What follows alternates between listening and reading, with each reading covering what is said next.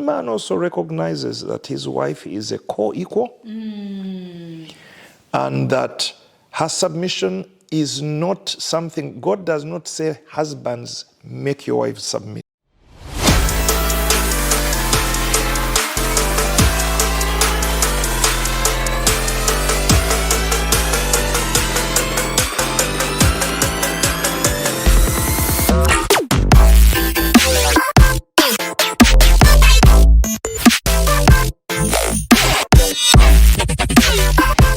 Good morning, good afternoon, good evening, wherever you are. And here I am again with a beautiful, beautiful episode with the man of God here. I don't even know how to introduce him. I don't know where to start, but I want him to introduce himself and let him give us a package of who he is. Who I am. Yeah. In 2 minutes. In 2 minutes. Or less. 1.5. Or less. Yes. Hey, I go by Lincoln Serwanga. I'm a pastor in London. I guess my wife will be featuring either before me or after me on this kind of interview. So if you've seen Grace Serwanga, we've been 34 years married. Wow. And we've been leading Liberty Christian Fellowship for a little less than that. So we got married and went straight into church planting in London. We have 2 sons, Marvin and Jerome, who are grown-up boys because Marvin's over 30 now and Jerome is just coming to the very late 20s. Wow. What else shall I say? Yeah, I studied agriculture at university. And my wife studied law, and we met at university. There was no romantic issues initially. It was just worship and ministry and mission and revival. Yeah. And then when I felt in my second year that God was saying it's time to find your wife, yes, I thought, okay, Lord, let's do this. I just knew that when I removed the veil, because I had put on a veil, I said, I don't notice any girls. I can't see them. Or when I see them, I delete it immediately. So once I felt given permission, I just knew there was no one but her. But wait, Yeah. Pastor Lincoln, how exactly did you know that she's the one? That she's the one? Yes. No, I think you do well to sleep like Adam did. God put Adam to sleep. Yes. And when he woke up, he had a fresh, open mind to recognize, well, not that there were 2 girls in the house, it was just Eve. But I feel one of the difficulties is when you've been sampling too widely and you've left your brain open, it crowds you so much. I thankfully had shut that down because I was focusing on ministry. I wanted to serve God, and I told him, Lord, even that whole area of who I marry ultimately is completely surrendered. I did it before I got involved in anybody. Now, not to say you don't notice amazing people, Yes.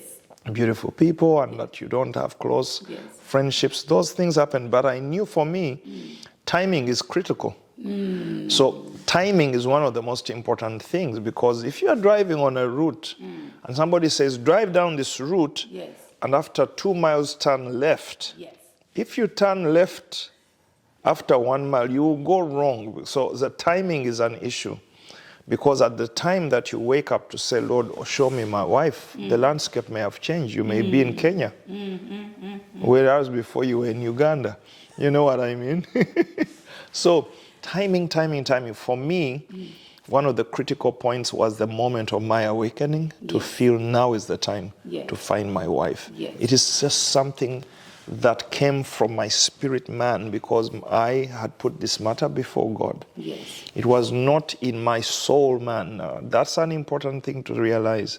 You can do this from the soul or from the spirit. You could still find the right person, but the soul has too many options.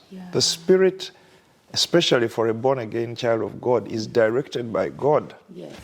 So I just know that one day I sat up and I knew now is the time to find my wife. And when I did, I just knew that immediately around me were these 5 godly women who we were in ministry with. They were friends of ours. They were very close, and of them all, Grace was the closest, but had never even considered that she would be my wife. Our life, our friendship was very intensely spiritual, although it was also very strongly platonic friendship. But when I sat up in this new light of feeling, okay, my wife, my first thought was, I would like my wife to be so much like her. Wow. Let's start there. I just thought Yes. it would be great if my wife is like Grace. Yes. And then it But became, oops, I think it is her. what exactly stood out of the time? Out of what? What exactly stood out? About her? Yeah. I think values is important for me. A Yes. godly woman Yes. was essential. Secondly, and this may sound wrong, class. Where? There's I really, for me, one of the things that I feel generally I noticed and I know about her, she had class. She had class, and I think this is an important virtue for a girl to develop. Actually, I can testify to that. Yeah, she's classy. Yeah, there was something classy about the girl. Yeah. And as you know, she is a very beautiful woman in her own right. And this is something, every woman is beautiful in their own right. Yes. And I think that is the point. Yes. That finding your wife is not about going to a beauty pageant and saying whoever wins is the one I will marry. Yes. It's that beauty must be revealed to you. And so I don't think it's about winning a beauty contest or having a tick box of nose must be this size, eyes this wide. No, it's just revelation of beauty. And in the few days from me feeling God is saying now is the time, to the point of knowing she's the one, was this journey of thinking, oh my gosh, I want my wife to be like Grace. Yes. And then thinking, next time we met for practice, I'm looking at her and I'm thinking, oh my gosh, I'm seeing her in a totally new way. Oh yes. And now I'm seeing her beauty in a completely new way. And I will tell you this, honestly, that at some point I could see me in her. Hey! And that is very sublime. I don't even know how that works. Yes. But I could see me in her. Although you guys look alike. Perhaps. Not that if somebody examines knows that, but there's that sense, like you're saying, there's a sense of connection, of recognition. Yes. Now I need to take this a little deeper. Please do. Because that also connects with another reality that being raised by my mother was the love of my life. I mean, Dad was hardly there. Yeah. But also I bonded with Mom very strongly, very closely, and I was attending to her quite a lot. I got involved in her clothes. I was the one ironing for her typically. I would help her with her hair. So my first bond, and I think it is good for a man to bond well with Mom. And to feel that, because it's almost helps you rehearse loving. The first woman you would bond with in your life is your mother. Yes. Yeah. And I think it helps you rehearse and prepare for when that changes to your wife.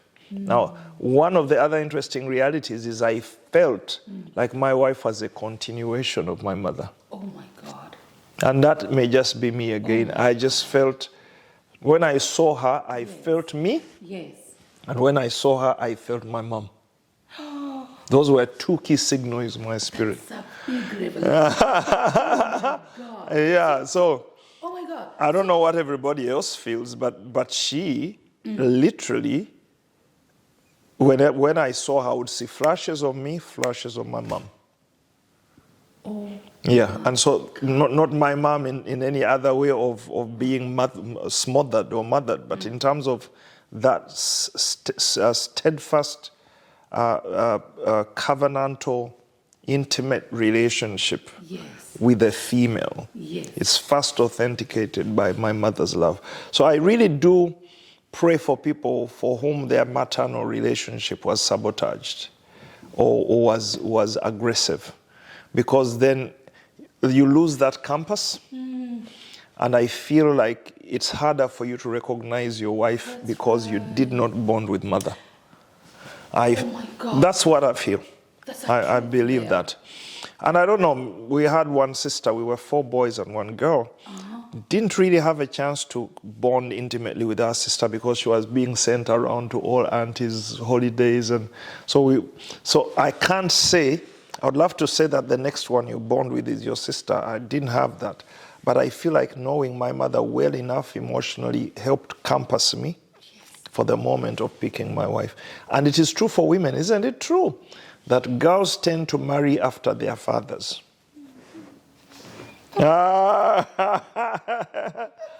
It's so true. I hear it's true. That's a truth there. It is. Yeah, so for me, Yes. that was it. And so then I remember that I went to the practice because we were in a music band, as I said. And I knew this thing is happening. It was becoming clearer and clearer. She's the one, she's the one. And I just remember sitting in this practice, and we would go to a church hall that we used to hire and just rehearse. And I was looking at her, and I was looking at her, and feeling, oh my goodness, this is her, this is her, this is her. How could I have not known earlier? And then, in one of those moments of staring, she turned and our eyes met. Wow. Okay. And that moment was so... How did you feel? It was just, oh my God, I felt like that was the first time. And we had looked at each other before, like people do. But this time it was knowing. I just felt like... in church when you were looking at it? Yeah, it was a rehearsal. This is a rehearsal. And I just felt that I gave the game away. I think I felt like I did, and I also felt like she knew. Yeah. In that fraction of a second when our eyes met, I knew that she knew that I knew that she's the one. Now the problem became, was that a right conclusion or am I messing around? And so it was a fascinating, I think, 3 to 4 weeks of intense witness. And then I remember that her friend visited me, her best friend. We used to visit one another, and she was part of the band. And I just remember that time she came, and I think, I don't know what was going on there. I don't know why she came to talk to me. And this time our conversation went, oh, by the way, what about this whole area? And I told her, I think I know who it is. And I didn't tell her anything, but we had that conversation. But even then I thought, that's weird that she should ask me this area. Yes. Because it's come alive, and here's somebody talking to me about it. To be honest, I even took it to my brother, who was my spiritual, prayer partner. He was a year older. He was my mentor, really, mentoring me in the ministry. And I told him, Michael, you know Grace. I really feel she's the one. Yes. And he said, do you? He said, yeah. Yes. And I said, yeah. And he said, yeah, go for it. I'm totally with you on that, because they knew her, and they knew her life and her ministry and our friendship. And he said that if you feel it, I'm with you. And weird enough, I took it to my mother as well, who knew her, because again, they would come to our concerts. Yes. And I would say, hey, Mom, I really think I have found her. And do you remember this girl? I'm surprised looking back now that I went for witness at home first before I even went to talk to her. So, and she said, yeah, anyone you want to marry. I was also concerned because she was not my tribe. Yeah. And I thought I would not want to dishonor my mother by just throwing somebody in her lap and saying, there she is. I wanted to work with her and see if she was ready for that, because she's also from a very responsible, big family. Yes. And so she gave me support. All this for me was witness. Witness, witness, witness. Then I spoke to another friend, one of the guys we used to sing with. He said, I've seen you too, and the way you guys go, I thought you were already into something. I thought, are you kidding me? There's nothing between us. So, but all round, there was a feeling that all the key people in my life Yes. were saying, go for it. Wow. So I didn't just jump in on my own whim. I sought witness first. Wow. Hey, do you hear that? I think if we continue like this, Pastor Lincoln will talk about his wife. And he will end the show. You asked for it, there it is. Long and short, I just knew the day that I proposed, I felt that as well. I said, today is the day. Yes. I felt God was saying, today is the day, today is the day. So I felt, okay, where do I find this girl? And I felt God was saying, she's at her friend's house, where the girl who had come to see me. Yes. So I went there, and there she was. So And that day, God told you that she is at her friend's house. And to me, that was another test. I said, if this is God, she will be there. Yes. And I went there, and she was there. Hey. So I grabbed her hand and took her aside and said, look, I'm telling you something I think you know. Yes. I really believe God has opened my eyes that you're my wife, and I think you know. And she said, I know. Wow. And I've been waiting for you and praying for you. Wow. So there was no begging or pleading. No, like, I didn't struggle. No struggle. You didn't chase No. either. No. No. And now when we laugh, she said, I should have made you chase. Oh my God. Yes. Lucky. Yes, so that's our story. That's how we started. Wow. Wow. But how does it feel to be married for 34 years? 34 years of marriage. Oh my days, time flies. You can't believe how it flies. And yeah, we have been fortunate to have walked and worked together before the Lord in ministry. And I don't know how everybody's experience is. Yes. And we have 2 sons between us. And again, the story, the lessons that you learn, and the changing landscape of the marriage, and how careers come in, children come in, careers come in, ups, downs, age, all kinds of situations. Wow. Yeah, so you cannot take it for granted. And I think there are dangers that you need to watch out. Some of the things I would like to, perhaps, I don't know whether I'll frame it well enough, but there are some things you need to watch out. So longevity is not necessarily your friend. Okay. Yeah. So it is regrettable that most couples fall apart in their latter years. That's right. Yeah. Yeah. And some people think, by now, if you guys are together, you are sailing. No, there are some dangers that can emerge with time. And so there are things that we've had to do to get this far, and there are things even now that we are doing to make sure we remain on track and that we are growing as a couple. I'm thinking about this, Pastor Lincoln. There are people who get into marriage, they go for 10 years, 14 years, even 20 years. Yeah. Then with children, 2, 3, 4, 5. And then later on, they separate, start talking about you are not compatible. Yeah. God didn't speak. Yeah. But my God, you even have children together. So what exactly went wrong? Yeah. Now Is it from the beginning? Let me first attack the word compatibility. Yeah. That's what they say. Compatibility is overrated. Yes. Generally speaking, given time, people can always blame compatibility. There are no 2 people who fit like a puzzle. Yes. There are no such people. It may feel that way at the beginning, but there will always be niggly bits, things that don't gel, things. There are things that will not even show up until you are in the marriage. You may feel you are a perfect fit in courtship, and then in marriage stuff appears. Yes. Or as you grow, you change. Yeah. You grow, you change. Yeah, because careers may change, jobs may change. You may get an illness, she may get an illness. Yes. People change.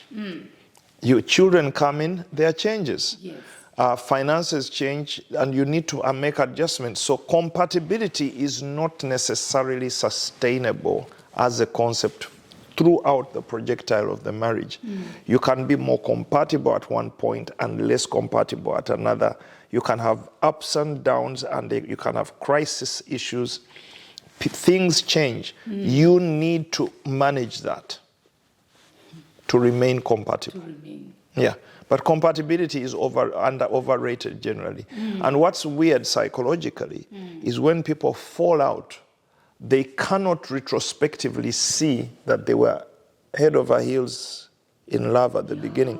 I hear it a lot. Oh, now I actually think back. It was never right at the beginning. No, and I'm thinking, you've got to be joking. It's just that now, retrospectively, because of what's happened, you cannot even trace the affection you had, and it looks like you're picking up all the negativity going backwards.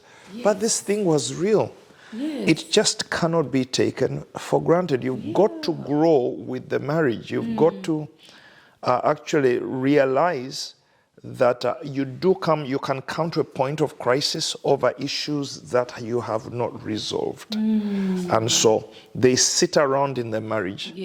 And then when the other stresses and strains come in that are pulling you in different directions, it is possible to drift apart. And because the emotional climate also changes, there are 5 stages in marriage typically, as people explain. It starts with that craziness at the beginning of you feeling in love, and you're swept off your feet, and then stage 2 is what they call realization stage, where you begin to say, oh, this is not perfect, and they're like this, and then, but that shouldn't spell the end of the marriage. So realization stage is when you come to terms with the reality that there are issues. And you've got to start working on those issues. Now, if you don't manage realization stage, you go to rebellion stage. Rebellion is where you say, leave me alone, because during realization stage, people negotiate. They have peace talks and battles into the night. And if you fail to resolve those issues, they compound until you come to rebellion. Usually, actually, in a couple's relationship, one of them can feel like they're the victim or they're the one under attack. And they come to a point of saying, that's it. That's how you found me. Lap it up, live with it, and they go into rebellion. Unfortunately, that's what is happening. Rebellion stage is stage 3. That's a dangerous phase, because if you resolve that wrong and say, okay, everybody their own way, you could stay together, you can even still share a bed and have more children, but you have cut the cord of intimacy. And now it is independence. Every man for himself. That's your space. This is my space. These are my friends. Those are your friends. These are my hobbies. Those are your hobbies. This is my money. And now you think that that's a marriage. That's not God's idea, because it says the two shall become one flesh. So when you nurture the rebellion and stamp it, it becomes a danger for the future, because now rebellion leads to a crisis. So, crisis stage. Most marriages get there. And that crisis stage is because rebellion issues have heaped up. And people have become independent. And so it takes one trigger event or a couple of things and it tips completely over. And when you go into crisis, now it's a case of you need serious help. Now, some couples think, we'll sort it out, we'll talk it out. Usually the guys don't want to ask for help, but you need to know when you're out of your depth. Now, Pastor Lincoln, you talk like this and it's just, a thought a concern just dropped in my spirit. We're in Europe, and of course England, sort of is the same as Sweden. And people come here and there's this law of lagom. You say like it's 50-50, most of the things. Bills 50-50. And it has affected so many marriages, because say, okay, this is my thing, this is yours, this is your money. Okay, let's pay bills. Then what remain in my account, this is mine. So what should we do? Because somehow it's as if we have come here and adapted. No,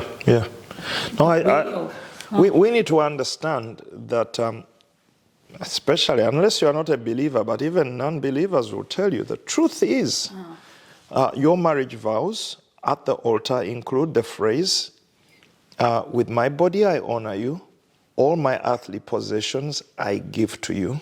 and share with you within the love of the Father, Son, and Holy Spirit. So at the altar, the presumption is you give each other your possessions. Wow. So in our marriage from the beginning, even from our premarital counseling, we agreed and we knew there is no my money, her money. It is our money. So what we did is we opened a joint account. Yes. And our salaries go into the joint account. Then bills come out of that joint account by standing order, actually. We budget and we made sure that it's not a case, did you remember to pay the electricity bill? That kind of stuff can also create so much trouble. Yes. So we made everything standing order. They go out automatically, and we know that what's left is what's there to spend on other things. Yes. But we also do have individual accounts, and we do not over-police those things, because somebody may bless my wife, somebody may bless me. And but even there, they are not like, this is my money. And I know that my wife needs to look good. I know that I don't have a budget for hair or nails, and I don't need to change clothes as much as she does. I have 3 suits, and I wear them all year to every wedding and to the next year, into the next year. Shout that again to the men that are hearing. I want my wife to show up looking as sharp as a razor. Yes. So I want her to feel free to refresh her wardrobe. Oh my Now, goodness. the Bible says that the glory of man is God, and the glory of the woman is man's glory, and man is God's glory. Say that So the again. glory of a man is God. Yes. Yeah. So basically, for the woman is what glorifies man. Yes. The glory of man is demonstrated in his wife. Okay. And so, when my wife is looking shoddy, when our women are looking shoddy, there is no glory in that community. Hey, that's right. I'm trying to quote the scripture verse right. But you see, men are not glorified as such by what they wear. They are glorified by carrying the presence of God. Amen. But women need to be seen physically glorified. And that's why women want instinctively to beautify. I believe it's a God thing, that the Bible even says that her hair is her glory. So if I cannot invest in my wife's beauty treatment, I have gone astray as a man. I have not understood. Hey. So I want my wife to have that much more access to that joy, the joy of being a beautiful woman. And her beauty blesses me. I walk into a room and she's dressed right.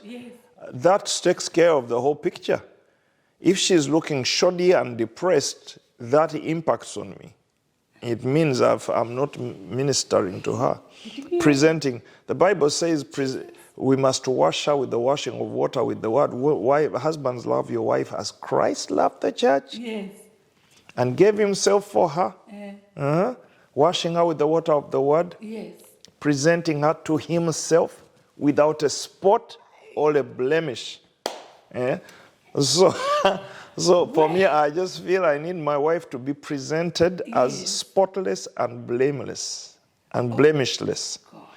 So, and that's the joy of our marriage. Where I want her to walk into the room, and even I feel, come on, that's my wife.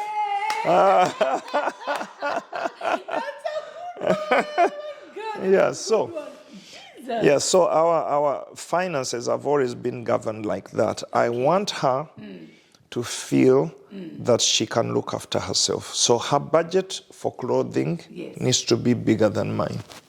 I can wear the same suits. I am wearing the same. When we are packing to go for mission, I throw in 2 black trousers, a couple of shirts. For her it has to be, this shoe goes with that one, and this belt goes with this one, and then the creams and the hair things and the oils, and I must let her pack her stuff because she is the glory of man. Wow. Man is the glory of God. Wow. Woman is the glory of man. Our women demonstrate the glory of men, of manhood rather. Yes. And so that's an instinct. And when a woman loses that instinct, it's not good for the marriage. When she does no longer refer to her beauty. And sometimes this is a problem that can happen when women have children and there's too much work. And then you neglect your body, your hair is that way, your skin is this way, you allow your body to balloon, and you just become mama baby. And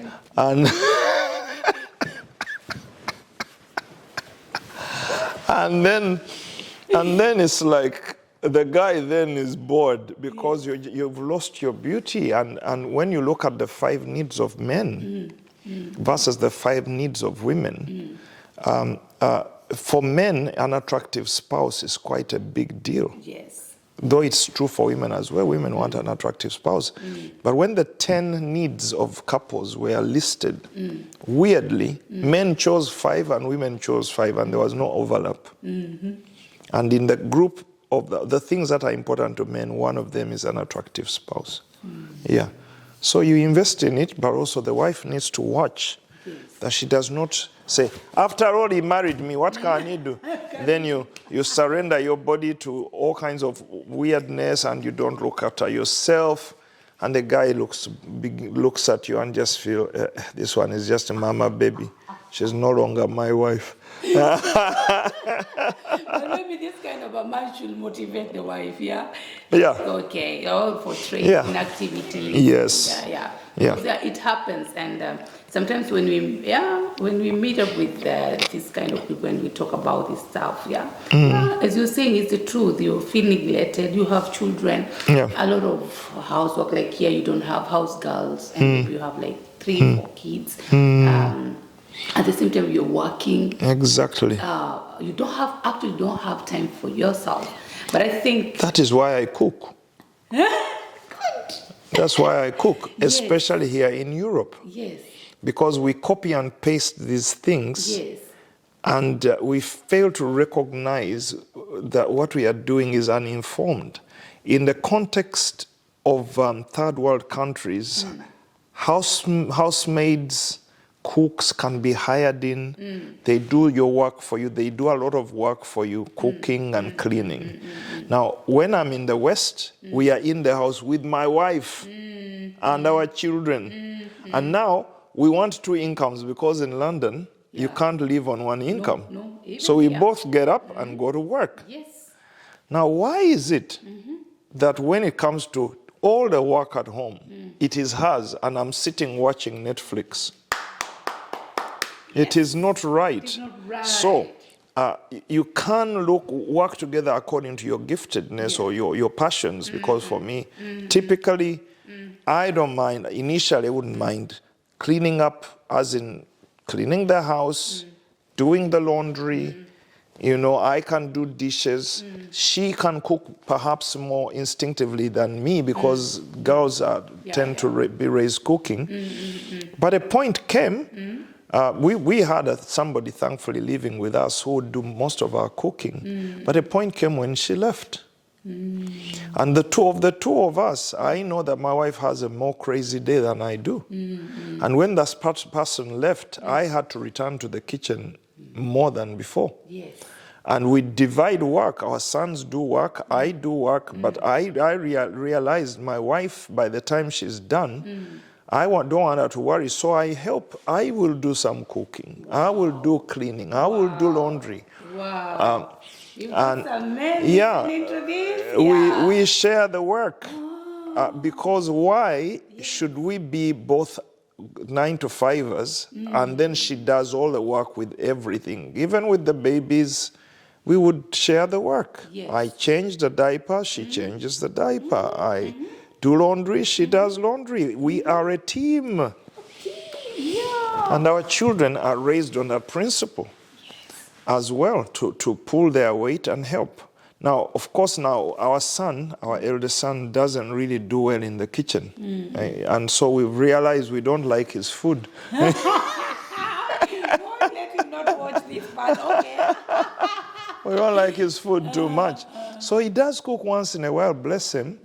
But we know that because he doesn't like the kitchen, he is taking the cleaning of the house. You see? So he says, you guys cook, I will clean the house. Exactly. And so that is delegation of duty. And that's teamwork. Teamwork. Yes. Wow. So, but, so we're jumping from an area to area. But for me, for us, it's always been, we want a partnership. Not 50, it's not 50-50, it's 100% both sides. Yes. I'm bringing 100, you bring 100. Yes. Joint account. Our money is our money. It's our money. And what the church pays me does not compare to what she is paid as a lawyer. Yeah. But she doesn't use that to sit on my head. She said that. Yeah, my wife is always been submissive to me, honoring. And submission is not a dirty word. It's not meant to mean sit down, shut up, and obey orders. That is not what it is. Because the Son, in the Bible, the Spirit is submitted to the Son. Yes. And the Son is submitted to the Father. Yes. It does not mean the Spirit of God is bullied or controlled or dominated by the Father or the Son. It just means that there is order. Once there's more than one unit, you need an order of submission. Yes. Yeah. Wow. Yeah. Wow. And submission assumes equality. If women were less than men, there would not be a need to tell them to submit. No. The command to submit means you are co-equal partners, but for order, let one bring their strength under the strength of the other. Don't bring your weakness under me, bring your strength. Your strength. Yeah, bring your strength. So submission is is how do you wield your strength? Yes. Now, when a woman wields her strength over her husband, we may still experience your strength, but you brought it in the wrong way. Men are best connected with by bringing your strength under them. So you are lifting them up. You are supporting them. So those are the words, support, lifting. Because men need to rise up and be accountable to God. Wow. Yeah. Wow. And so Wow. a good wife, a good woman recognizes that she needs to bring her strength from under. A good man also recognizes that his wife is a co-equal and that her submission is not something, God does not say, husbands, make your wife submit. No, he says, wife, submit. So it's a choice she makes. Yes. And when she fails to make it, you cannot enforce it. Because by enforcing it, it is no longer submission, it is subjugation. Yes. And that's where the problem is. It's just one of those issues. If she does not do it, I can't do it for her. And that's where the battle begins. When a wife fails to submit her gift and her strength to a man, men tend to resort to forcing it, which becomes subjugation, and then the whole miracle breaks down. Oh my God. Yeah. Wow. Are you in the diaspora and you want to invest on real estate housing? Wilston Homes, they got you. They offer you affordable and high quality living solution. Wilston, healing the nation, one home owner at a time. And bila maneno mingi, Wilston is home. Wait. Do you want to get yourself a land? Optiven, a leading brand in the African real estate on lands. Optiven has ensured a hassle-free investment process for all the diasporians. And Milana Tours and Safaris, a Kenyan company that provides safari throughout East Africa and the world at large. They offer you a fulfilling holiday and make sure you enjoy every moment. It is possible. All this and more. Just contact us on Truth Talk and we connect you to where you're supposed to be.